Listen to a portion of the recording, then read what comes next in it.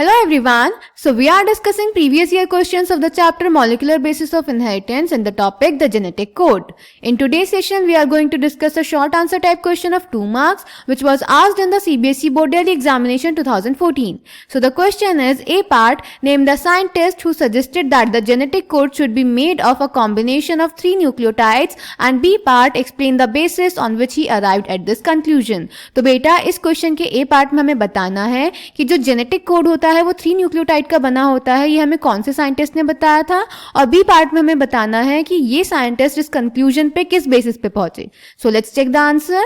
तो बेटा जो जेनेटिक कोड होता है वो 3 न्यूक्लियोटाइड का बना होता है, ये हमें बताया था जॉर्ज गैमो ने. उन्होंने ऐसा इसीलिए बोला, उन्होंने बोला कि सिर्फ 4 बेसिस होते हैं और हमें बॉडी में 20 अमीनो एसिड सिंथेसाइज करने होते हैं, तो यानी इन 4 बेसिस को कॉम्बिनेशन में होना पड़ेगा. पर अगर हम इन 4 बेसिस को 2-2 के कॉम्बिनेशन में रखेंगे तो फॉर्मूला हो जाएगा 4⁻², यानी कि 4 मल्टीप्लाइड बाय 4 दैट इज 16. तो हमारे पास सिर्फ 16 कोडॉन्स आएंगे, पर हमें तो 20 अमीनो एसिड्स चाहिए, पर 16 कोडॉन्स तो 16 अमीनो एसिड्स ही बना पाएंगे.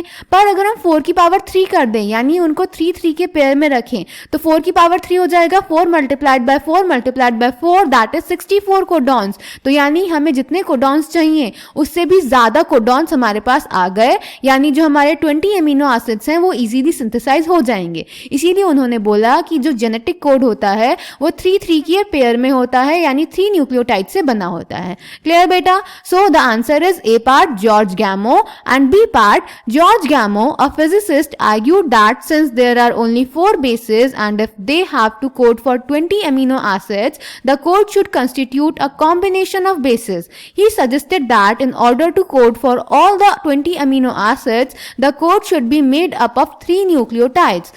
This was a very bold proposition because a permutation combination of 4⁻3, that is 4 multiplied by 4 would generate 64 codons, generating many more codons than required.